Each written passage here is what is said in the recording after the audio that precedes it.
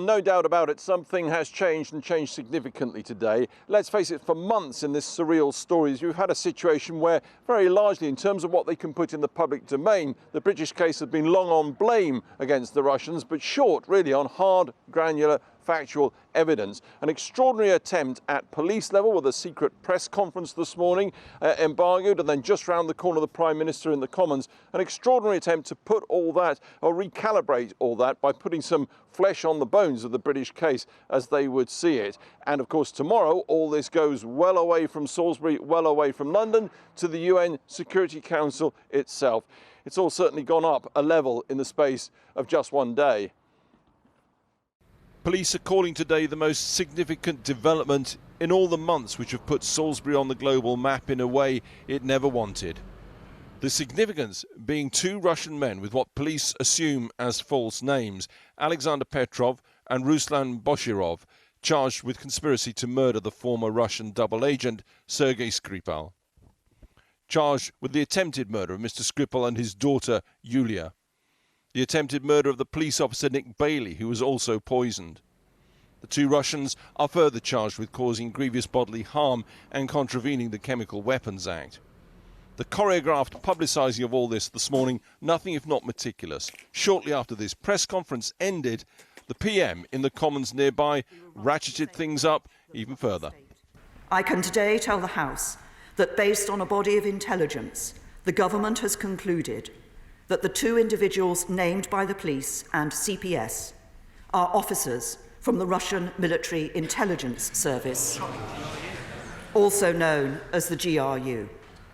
She continued, claiming on the basis of undisclosed MI5 and 6 intelligence that the GRU had been green-lighted from on high.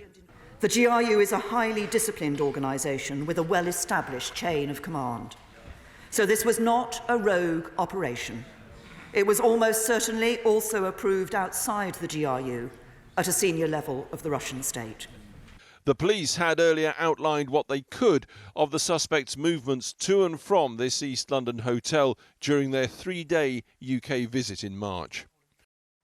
Gatwick Airport, 4:22 in the afternoon, and the suspect known as Boshirov arrives in the UK from Russia. The second image, same time, March the 2nd, and the man known as Petrov arrives also. The next photo has both men at Salisbury railway station the next day, 4:11 in the afternoon. Police think they'd recce'd the area and are about to get the train back to London.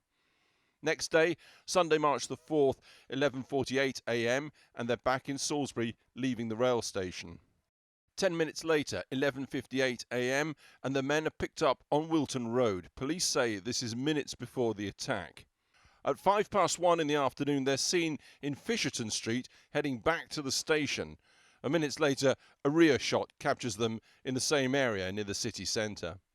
At 10:02 p.m, they're at Salisbury Station, Boshirov foreground, Petrov behind, heading back to London. And that evening, 7:28, both suspects clear passport control at Heathrow Airport, Petrov in front, Boshirov behind him. It all adds much detail, of course, to the Skripal saga, which has unfolded across months in and around Salisbury. But the stark admission today is that, as things stand, this whole investigation has hit the buffers. Russia won't extradite the suspects. It is, then, the murder of Alexander Litvinenko with polonium in London all over again, as the police themselves admitted today. You need politicians as much as you need detectives, because this whole thing has hit the buffers. You've got two suspects who you believe are in Russia, and they're not going to be handed over. That is a brutal truth, and it is absolutely right that this will be a matter for politicians to take forward. The police also said the fatal poisoning of Dawn Sturgis and the poisoning of Charlie Rowley in Amesbury was the accidental result of the Russians recklessly throwing away their novichok. Charlie Rowley found it, but cannot recall where. I do have a memory of her spraying on her wrist and I guess rubbing them together. I think within 15 minutes, I believe Dawn said she felt that she had a headache. Today the police also released pictures of the fake perfume packaging and the false dispenser that Charlie Rowley had picked up, though he can't remember where. and they're still in desperate need to fill a major hole in their investigation. We cannot account for the whereabouts of the bottle, the nozzle or the box between the attack on the Skripals on the 4th of March and when Charlie Rowley said he found it on Wednesday, the 27th of June. It's crucial we find out where that box was. So did you see this pink box or the glass bottle during that time? And if you know these men, the police want to hear from you. But it is a police force candidly admitting tonight that apprehending their prime suspects is a more likely job for politicians now. And as things stand, politicians' chances of success with Moscow look slim indeed. Our international editor Lindsay Hilsum assesses now how this might play out and how the rest of the world might respond. Today, the Russian state TV headline was "The British History of Poisonings." The Foreign Ministry spokesperson Maria Zakharova, speaking by phone, said it was information manipulation. The names and photographs of the suspects do not mean anything to Moscow, she said, and such serious allegations should not be made publicly but discussed between law enforcement agencies. The Russian Foreign Ministry Facebook page put up a mocking clip showing Zakharova's dancing alongside the Prime Minister's, but no serious response. Sworn in for a 4th term this year, President Putin has been determined to reassert Russian power and prestige around the globe. But his methods, according to the British government, are villainous and violent. From the invasion of the Donbass in eastern Ukraine in 2014 to meddling in the US election 2 years later. Mr. Speaker, this chemical weapons attack on our soil was part of a wider pattern of Russian behaviour that persistently seeks to undermine our security and that of our allies around the world. They fomented conflict in the Donbass, illegally annexed Crimea, repeatedly violated the national airspace of several European countries, and mounted a sustained campaign of cyber espionage and election interference. There's a pattern of silence, then denial, then blaming others. Russian troops who landed in Crimea, then part of Ukraine, had no insignia. Are you a Russian soldier? Вы русский солдат? And then Russia annexed the territory. When flight MH17 was brought down over eastern Ukraine, an international inquiry concluded that it had been hit by a Russian-made missile launched from territory held by Russian-backed separatists. But the Russian government suggested that it was a provocation, a conspiracy to smear Russia. After the murder in 2006 of Alexander Litvinenko, a former Russian spy, Britain's relations with Russia worsened. He was killed in London by 2 Russian agents who put polonium in his tea. But while it took a decade for Britain to name the culprits, Andrei Lugovoy and Dmitry Kovtun, and say President Putin had probably approved, this time the Prime Minister was quick to cite the Russian military intelligence organization, the GRU. The actions of the GRU are a threat to all our allies and to all our citizens. And on the basis of what we have learnt in the Salisbury investigation and what we know about this organisation more broadly, we must now step up our collective efforts specifically against the GRU. But given President Trump's bromance with President Putin, that might be tricky. The FBI has charged 12 GRU officers with hacking the US election, but he remains unconvinced. I have President Putin. He just said it's not Russia. I will say this, I don't see any reason why it would be. The Americans did, however, expel Russian diplomats over the Skripal affair, and the Prime Minister will be hoping now that they and the Europeans will take further measures. The Russian Defense Ministry today put out pictures of their latest bombing of Syria, more evidence of their global reach as the US pulls back from intervention. Today, the Prime Minister was asserting Britain as Russia's most outspoken adversary, a position she may not welcome, but which she may now feel she cannot avoid. Lindsay Hilson reporting. Well, in a minute, we'll be getting the latest intelligence on this from Jonathan Rugman. But first, let's go over to our political editor, Gary Gibbon, to talk about the reaction in Westminster. And it's hard to imagine that this is the end of the road. I mean, there must surely have to be some further action against Russia. We've seen one bit of retaliation in the very images that have been splattered across websites, our bulletin, newspapers tomorrow. The imagery of the Russian spycraft is not something that intelligence agencies normally share. They know the other side will absolutely hate everybody seeing the workings like that, and so they're doing that. What they will also do is shake out their files on the GRU, on Russian military intelligence, and share what they can with allies to try and disrupt other lines of communication and power that the GRU has across the globe. They'll try and disrupt that. They'll be at the UN tomorrow trying to get international support. They'll be trying to get, as Lindsay was saying, support across the EU and elsewhere for tighter sanctions, but they're doing that at a time where you may have noticed relations with the EU are not at their best. And it was pretty difficult to get things moving the first time, and if anything, some EU countries are trying to relax sanctions at the moment. They'll be squeezing oligarchs harder, trying to make life harder for Vladimir Putin. They'll be trying to arrest those two individuals, but they know that would require them to travel outside Russia, and there's really not much chance of that. Well, there you are in the heart of Westminster. I mean, what are the politics of all this? Political aides make calculations even at moments like this. And in March, the people around Theresa May were saying, look, she looks rather good in this sort of role. She is a sort of national security prime minister. She looks the part. And they say that's very different with Jeremy Corbyn. What happened today with Jeremy Corbyn, who'd expressed some scepticism about whether you could trust everything that was being said from intelligence via politicians at the beginning of this whole saga. This morning, he had a briefing from security officials in the government and decided that he had to sign on the dotted line and say this was the action of the Russian state. That won't appease some on his own backbench as MPs who think he should never have expressed that scepticism in the first place, and looks very bad being dragged to this place.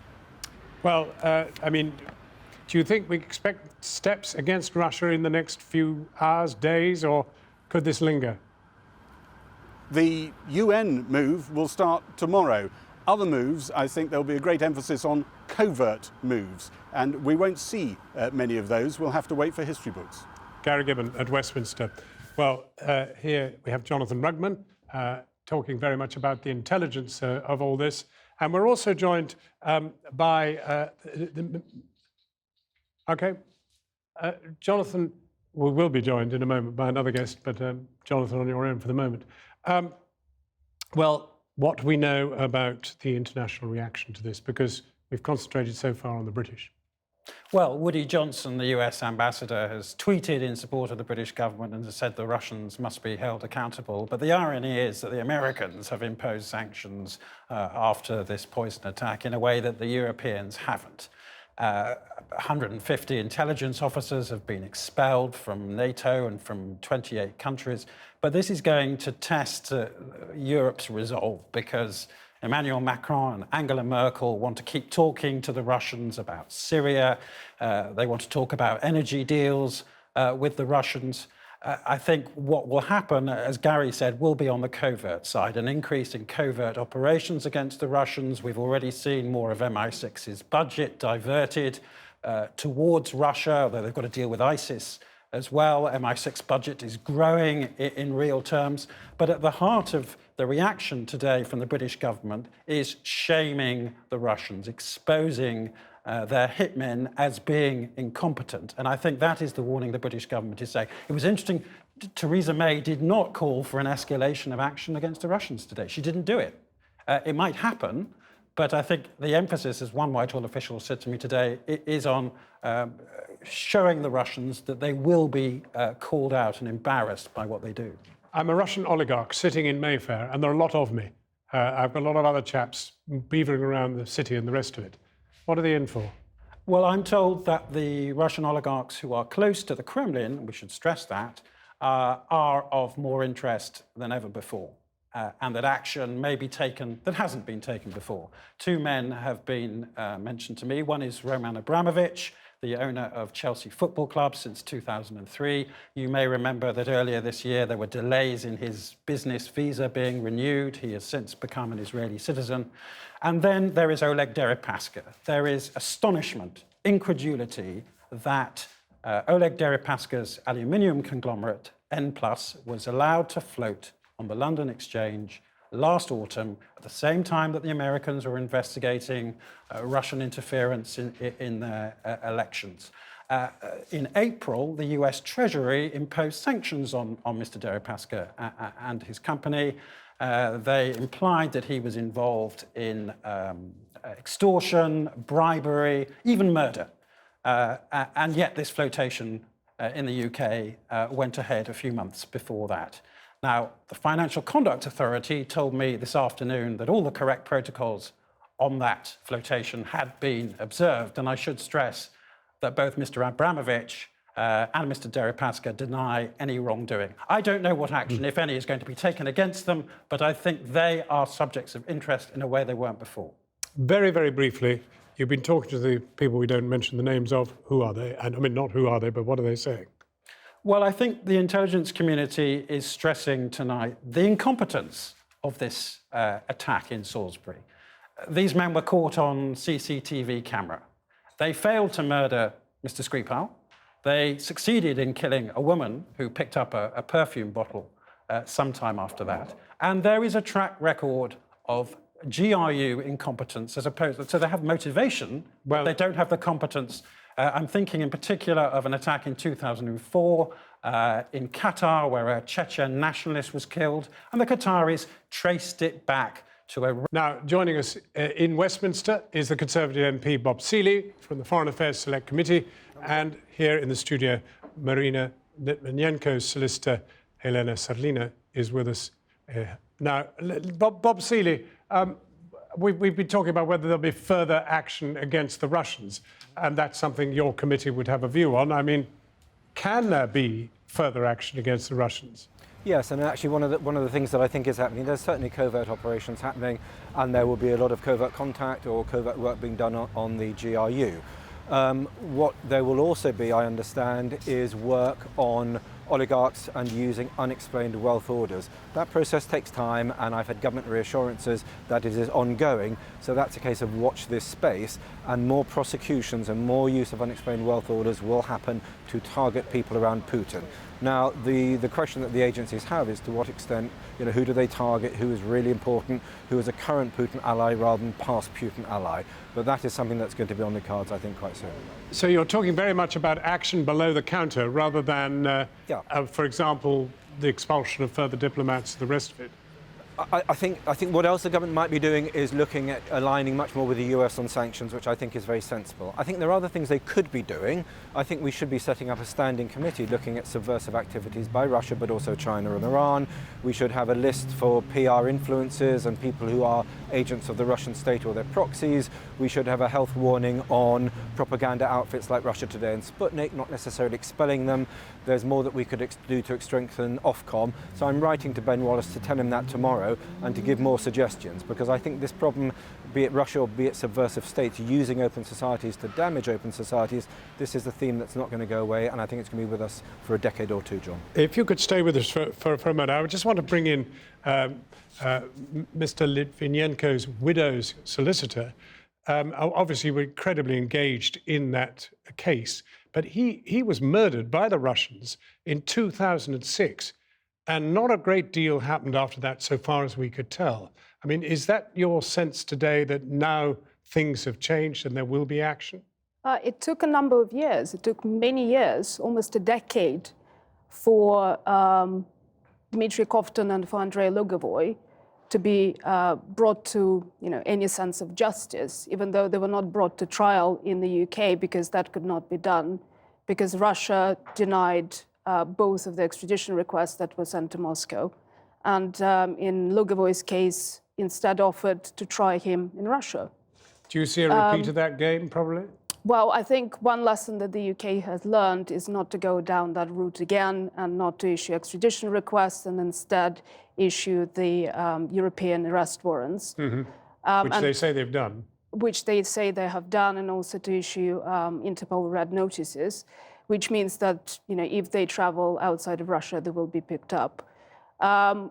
The question is, whether they will travel and they will be picked up and brought to the UK to face the music.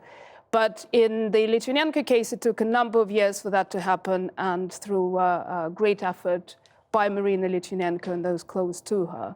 If it wasn't for her, this case would never have seen the light of day.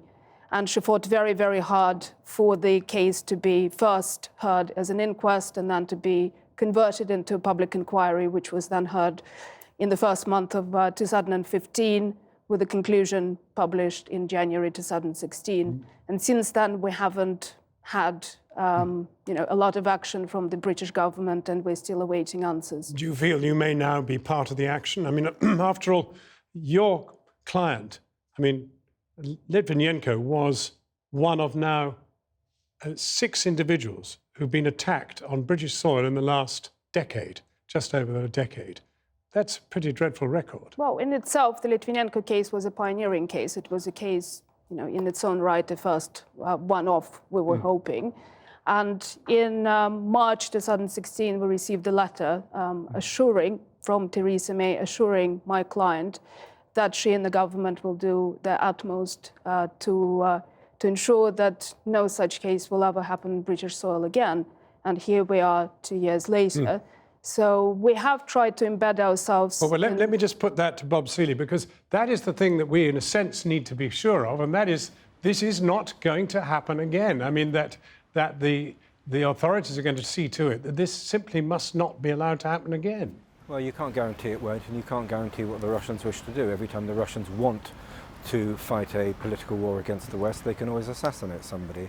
What you try to do is put a very high price on their actions, and that's what the Prime Minister, I think, successfully tried to do. And I think there are more things that we should be doing in future, but it was a very robust and impressive performance in the House today, and indeed throughout this process. Can I just ask you this, because given our strained relations with the European Union and with many of the elements of it, do you think we can expect a kind of pulling together that we haven't seen on all the previous killings, that really will confront the Russians with a very collective sense of both dissatisfaction and anger and a desire to stop this happening? Right, John, we did that last time, which is why you've had the largest single expulsion in history of Russian diplomats. And I think we should do more than just kick out diplomats, but it was an incredibly impressive performance by the Foreign Office and by the Prime Minister in getting that international support.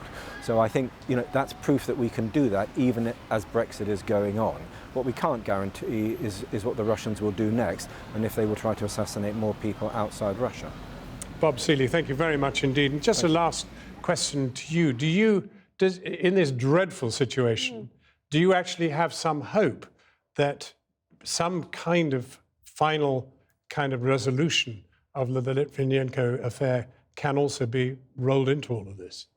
I hope so, because I hope that the British government has learned lessons from the findings and recommendations of the Litvinenko public inquiry and will implement those findings in a way that will ensure that such incidents will not happen in the future, including taking measures with regard to our immigration and other measures that can be brought into effect.